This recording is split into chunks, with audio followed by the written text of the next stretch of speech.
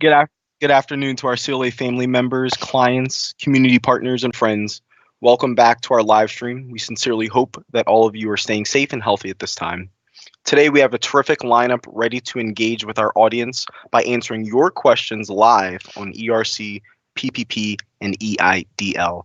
We're joined today by Janna Rust, a CFO providing outsourced accounting solutions, and Christine DiMenna and Jen Rohen, our ERC response team leadership.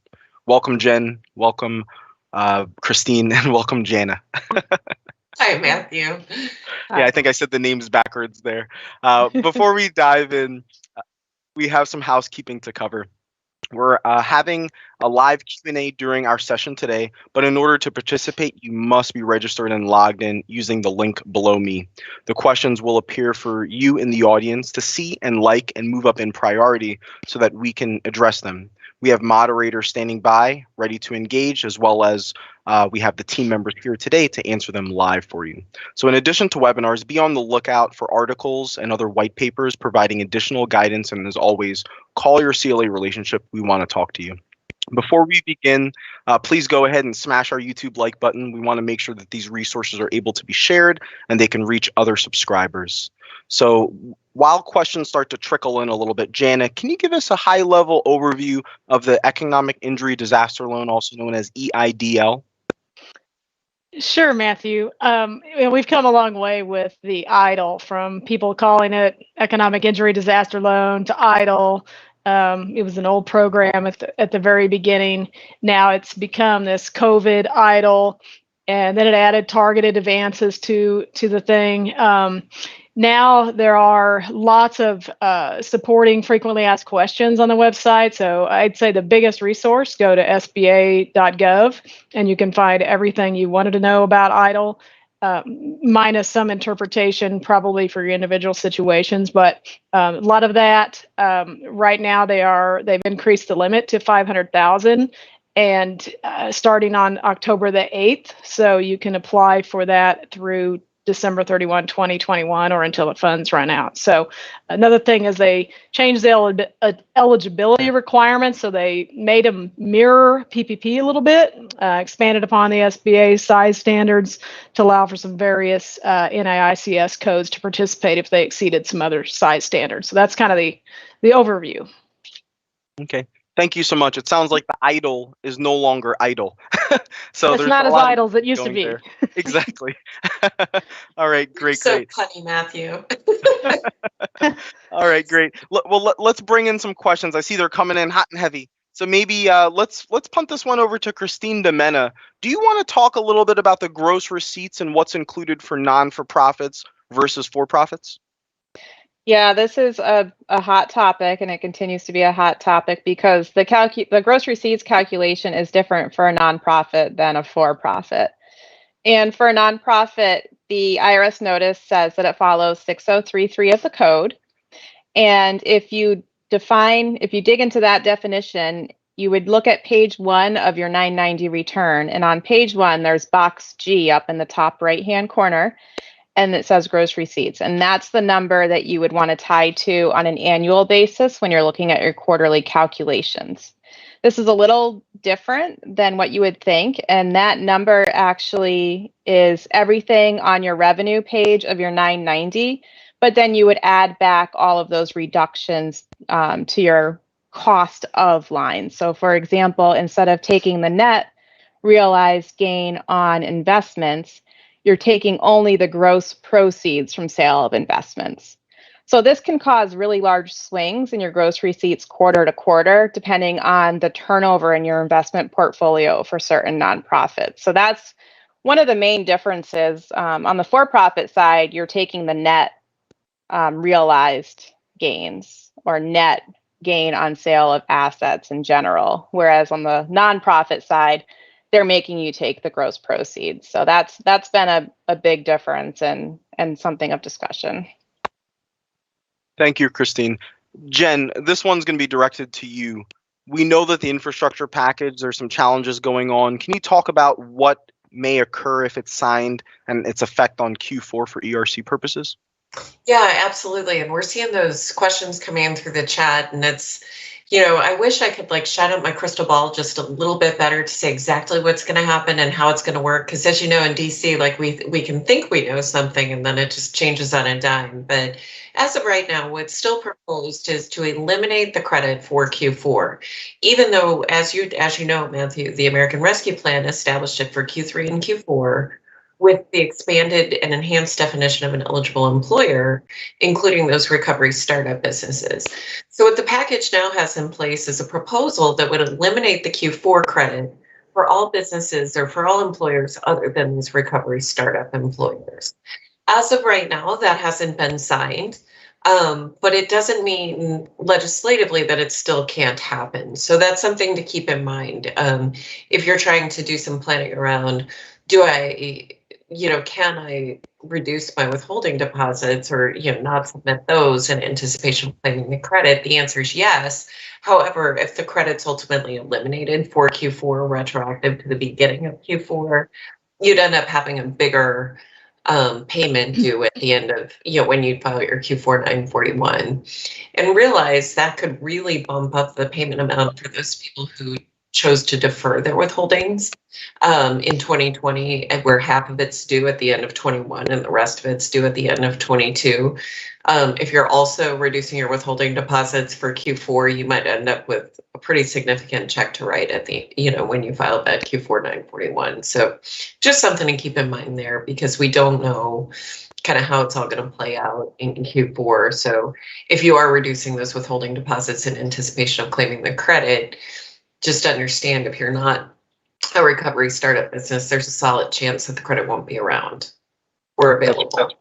That's great. So the credit goes away potentially if it's signed for the infrastructure bill, but recovery startup businesses, and wasn't there another type of business that could also qualify? Was that the severely distressed businesses for Q4? Yeah, so under the American Rescue Plan, the severely distressed businesses would qualify for the credit.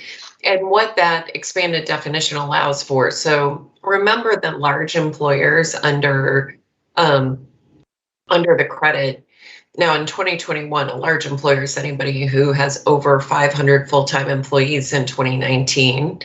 Large employers, we cannot take wages, just regular wages paid. It's got to be wages paid to employees who are not working.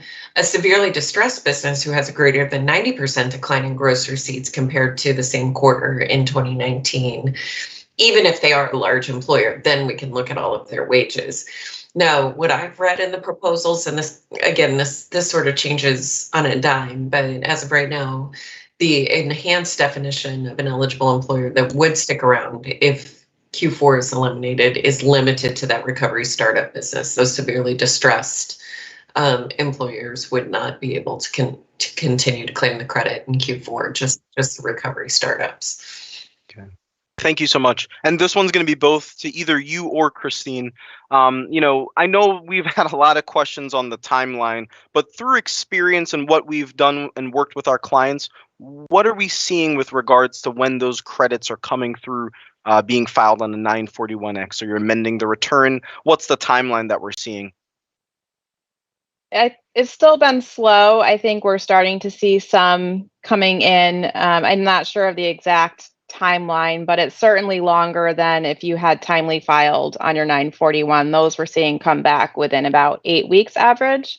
I think the amended 941X form, we're still cautioning that it could take up to 6 to 9 months, but I believe we've had a few coming in under 6 months. And Jen, I don't know if you have any other circumstances. Yeah, that's consistent with what I've seen. I mean, there have been a handful of just magically quick processed ones, but for the most part, I think it's reasonable to expect a 6 to 9 month window, or maybe even 12 months, honestly, depending on just when, where you sent your forms, how quickly they're getting processed. So people are asking hey, it's been 5.5 months since I sent this in. Should I start calling?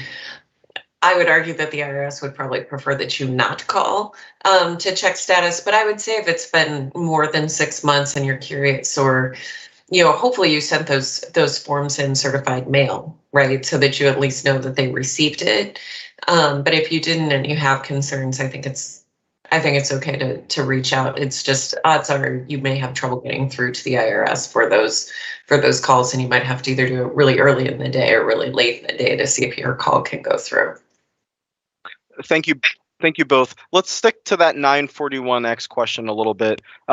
Christine, I know we've seen a lot of changes. This is usual with the Treasury. They update the forms. How should someone approach the ERC credit given all of the updates on the 941X forms? So you're allowed to use the most recently released version from July for any years that are still available to be amended. So I would follow the instructions in that latest version, and there may be cases where you're leaving many lines blank because they don't apply to your situation, but you are allowed to use that latest and greatest form. And in particular, if you're filing for a credit, for Q3 of 2021, I would certainly make sure that I use that latest form. Thank you, Christine. Janna, we had a question come through on EIDL, no longer EIDL. When calculating it, and there's additional guidance needed. That I think you mentioned you can capture a lot of that guidance on the SBA's website. But do you have any specific guidance on the EIDL advance or increase process? Yeah, so if you wanted to increase your loan, so most people were getting the first round of funding when people applied, they were maxed out to $150,000 for the regular loan part. Now you have the ability to increase up to $500,000 per loan, or maybe it could be more than that. But what they do, if you're going to request another increase, you have to go back in and apply. There's a procedure to do that, and the amount of loan increase you're eligible for is determined by the loan amount you would have gotten on the first round. So if you would have applied without the limit the first time before they had the $150,000 limit, it would take that number, and then it would subtract out probably your $150,000 or your $25,000 or whatever you got before. So how they determine that increase is that if your loan amount is only going to be if it's going to be capped at $500,000, because there is a formula to do it. So they take 2019 gross receipts less 2019 cost of goods sold, and they multiply that by 2, and you're going to get the lesser of 500,000 or that number. Okay, so that's the number they use. So if your number comes down, it comes to 500,000 or less, then you will not have to subject yourself to underwriting or further testing and analysis of what you would be able to receive by the SBA.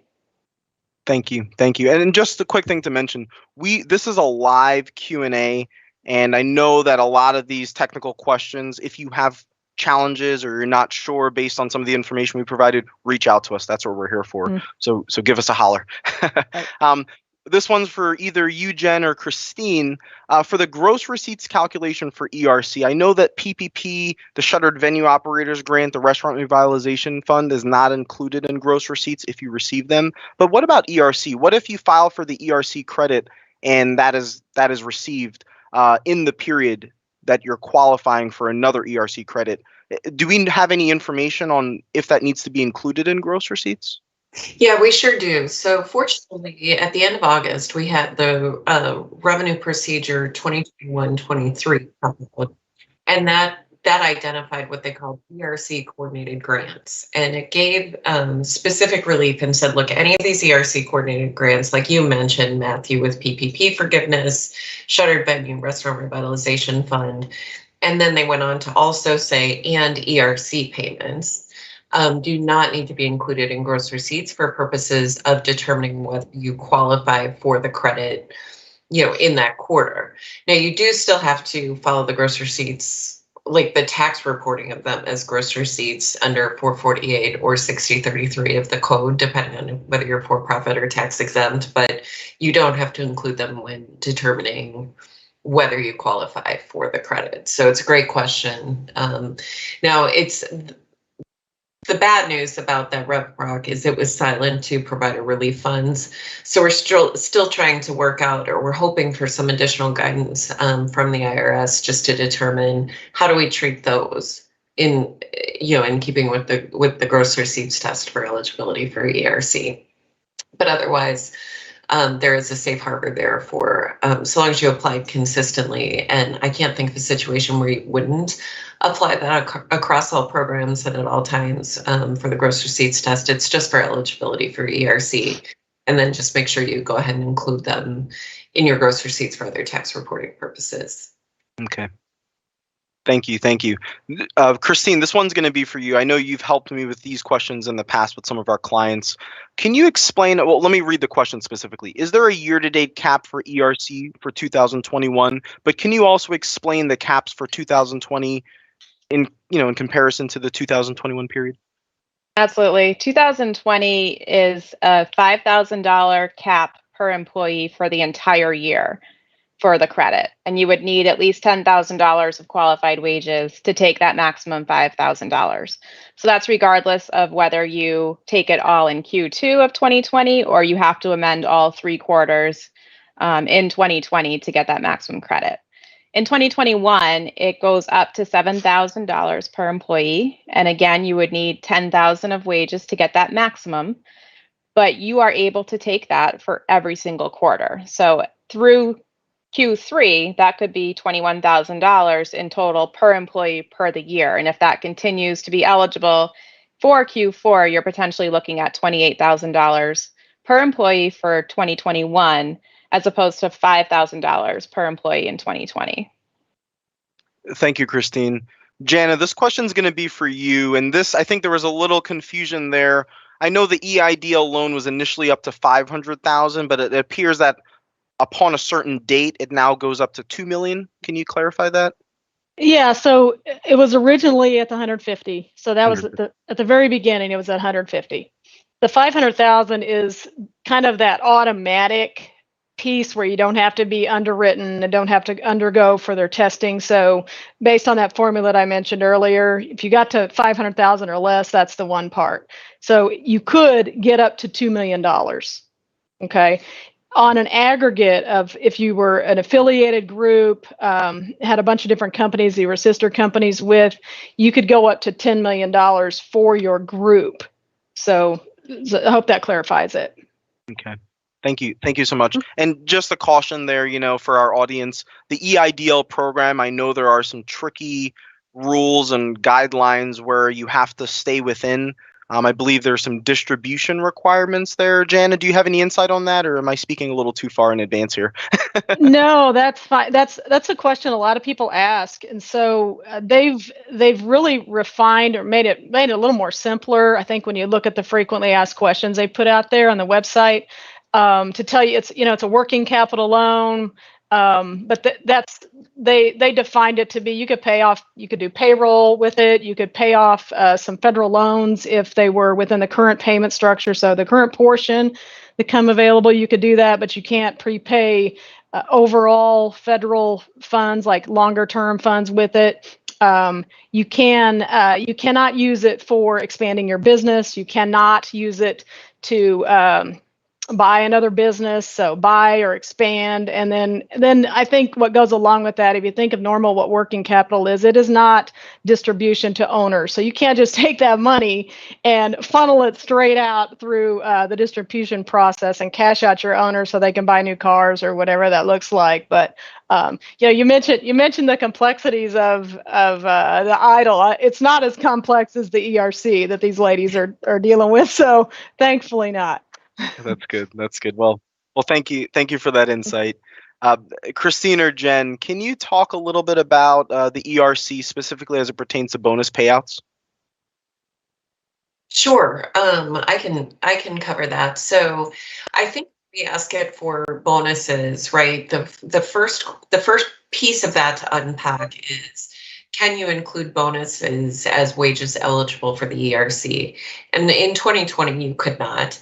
In 2021, yes, you can. So in 2020, you were limited to the wage rate that you paid in the prior 30 days. So if you added a bonus, you had to exclude that from your calculation, which, to Janna's point just now, that added a layer of complexity that was kind of rough to include in your calculation, because you're also stripping out all of your other wage payments so that you're not double dipping, right, in any of these programs. In 2021, they removed that limitation when they made the credit a lot more generous. And so you could include your bonus pay as eligible wages for purposes of ERC. As it relates to what you can do with the funding once you receive it, that's not, there's no limitation on how you use it, because it's truly a credit that's in favor of your as a result of your eligibility for the program. So you can use the payments when they come back to you however you want as a business owner. It's just which wages are going to be eligible to generate the credit. And in 2020, bonuses were not. In 2021, they are. Okay. Thank you for that insight. Thank you. Christine, I know this was a question that just came through concerning capital asset sales. Okay, I got it here. So are gross receipts from the sale of the assets, or do you have to include the capital gain, so net of the costs? So on the gross receipts decline, which do you include? Do you include the gross number, or do you have to include the net number, the capital gain? This is just one of those nibbling ducks, because it is different between the nonprofit and the for-profit, and I still can't tell you why they've defined the gross receipts test differently for the different entities. But for a nonprofit, you have to take that gross proceeds. So if you sold an asset for $10 million that had a cost basis of $5 million, you have to take that whole $10 million into your gross receipts calculation, not the net 5. Whereas on the for-profit side, you would be taking that net number into your gross receipts calculation. So it certainly, it doesn't seem to make sense why they're different, but that is the difference, unfortunately. And it could work in your favor depending on when those larger sales happened, or it could work against you in that test. Thank you. Thank you. Sticking to the ERC, owner-employee wages, does anyone have any insight as to what can be included for owners, spouses, children, family members? Yeah, absolutely. So that was defined in the code from the beginning, and we got some additional guidance on that from IRS Notice 2021-49. And in that it was, so we know for sure that you cannot include owners' wages or any of their direct descendants. But what we also know, thanks to, again, Notice 2021-49, is that you also may not include spouses' wages. So that's important to keep in mind, because there was some question or challenge there, and the IRS came in and clarified that. So that's something, if you've been just following our guidance all along, we've always said, just to be safe, let's not include spouses' wages, but now we have some clarity. So if you hadn't, you may have to go back and file a superseded amended 941X to reduce the credit amount by the spouse's wages if you hadn't. The other thing that's important to keep in mind too with that is then when you're trying to discuss the attribution rules, and we were talking about this before the show, even with aggregation, right? You're going to have to look at the spouse's ownership percentages as well to determine if we've got a need to aggregate. Okay. This is another very technical one. All right, and I think I'm going to explain this one. I'll try and explain it. So it appears, so in 2020, there was the option that if you qualify in one quarter, you'll continue to qualify until gross receipts meet 80%. So you can qualify maybe in Q2, Q3, and then Q4, you've met the 80%. So you would qualify in theory. Can you explain that? Or maybe did I just explain it? I don't know. In 2020, if you're using the gross receipts to qualify, you're looking for a greater than 50% decline in any quarter compared to 19.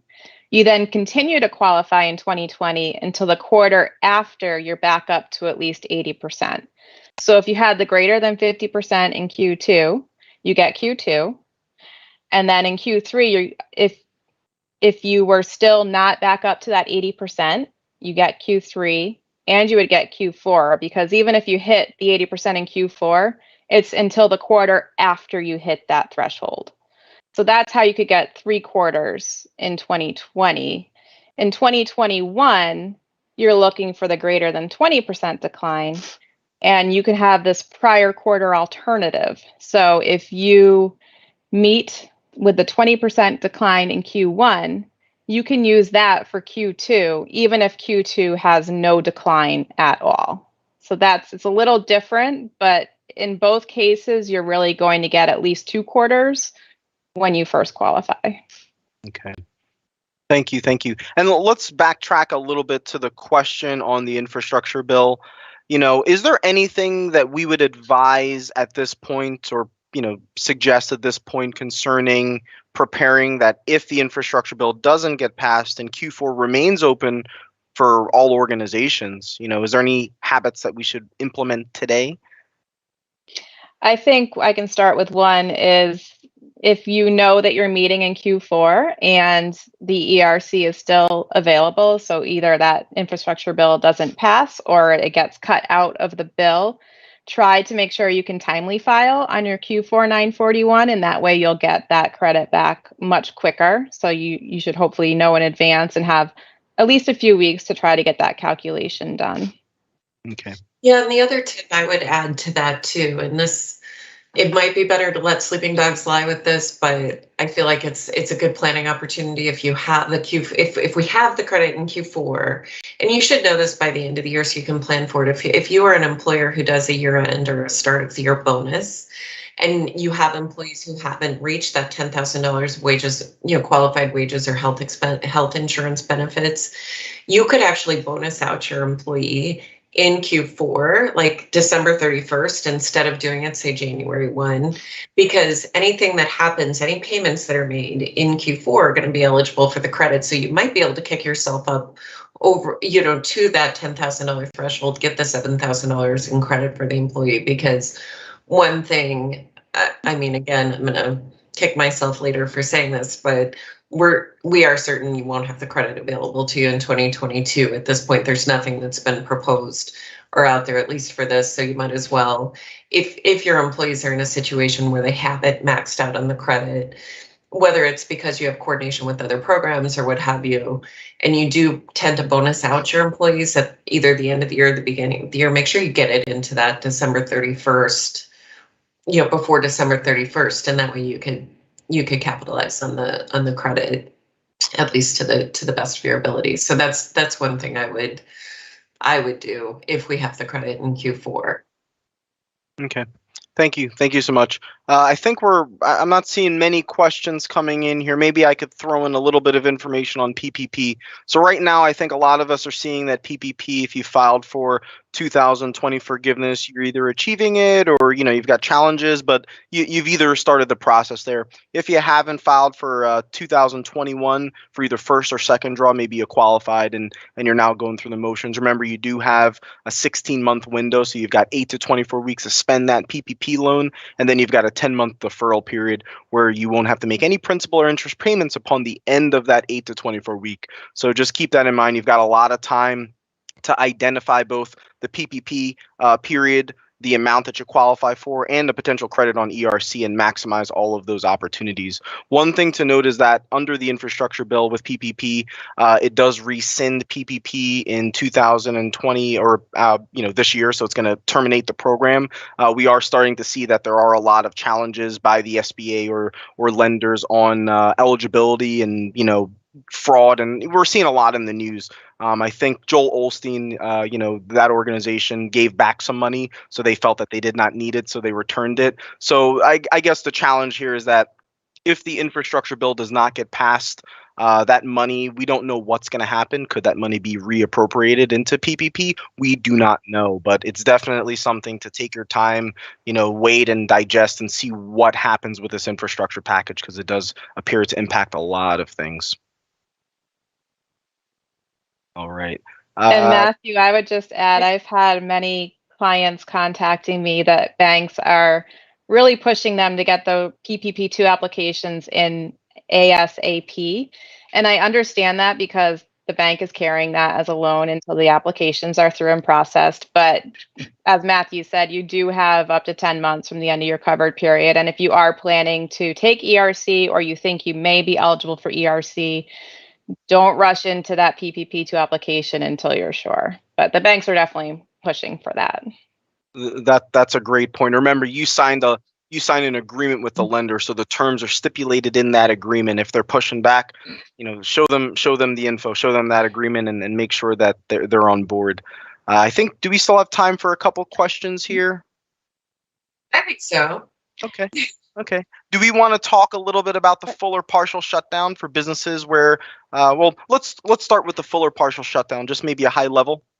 Sure. So, realize there are two ways that an employer can be eligible for the credit, for the most part, right? Again, in Q3 and Q4, you have the ability to be that recovery startup business. So that's the expanded definition. But in general, we either have that decline in gross receipts that Christine covered differently for 2020 and 2021.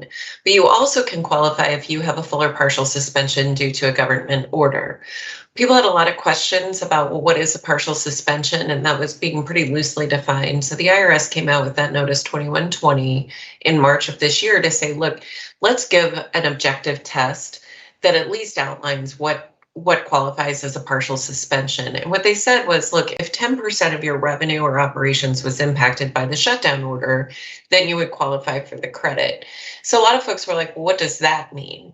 And so what we've suggested that people do is take the dates of the order, extrapolate that back to 2019 and say, during that period, can you show that your revenue stream, whatever it was, if it was seating capacity or some operational limitation, show your revenue streams, show which ones were shut down, and during the same dates, if that amounted to 10%, then you would qualify for the credit. Not so, and it doesn't necessarily qualify or follow closely with the gross receipts test, but somewhat, right? Like your gross receipts test would just reinforce it in many cases. The other way you can do it, because they say 10% of operations, that can be employees' service hours as well. So you can also go back to that same period in 2019 and say, look, we had employees performing services that were essentially and effectively eliminated, or at least 10% of their service hours were eliminated by this order. And that would also qualify.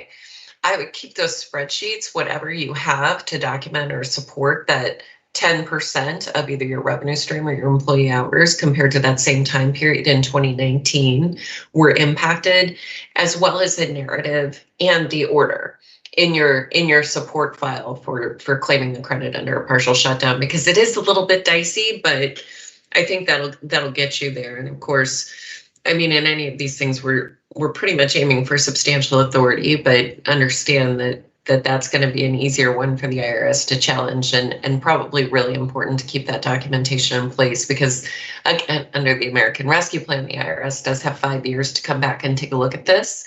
So you want to make sure that your documentation is correct right now, and you're not recreating something at the end. Got it. So you'll need to save both the document, the order from the government, and potentially anything that identifies whether that portion of the business was an essential function. So the 10% gross receipts or the 10% hours spent in that specific segment of your business. Correct. Okay. How about, I'm sorry, no, go. Oh, no, I just was going to say I'd do a little narrative too, just to make sure you've got it in files and that would account for, like, if the person who's tracking that for you turns over, leaves, or what have you, you have their thoughts on how you qualify, and you can refresh your memory that way. That's a really good point. Yeah, there are statute of limitations and there are lookbacks. So even on PPP, the SBA can go back and review that loan, or the Office of the Inspector General can go back and review that over a 6-year period. So I don't know what the ERC period is, but documentation. Mm-hmm. Any final thoughts to wrap this up on what additional documentation you should retain for the ERC? I mean, Christine, I don't know if you want to comment to what we've got in our files. Yeah, I mean, we have the originally filed 941s. You'll want the payroll records that support the dollars that you're using to claim the credit, as well as the records for any qualified health that you're taking as well. So those invoices showing how much was paid by employee. Your gross receipts comparison year over year, we like to see that reconciled to your tax returns, whether it's your 990 or your for-profit returns. And then, as Jen said, all of that documentation surrounding if you're going the route of partial or full shutdown, the government orders, some sort of narrative, and And if you need to prove out that more than nominal calculation, I would recommend that as well. So if you put your audit hat on and went to look at a file as the IRS, what do you need in there to really prove your case? You sound like an accountant. Yes. Guilty. Yes.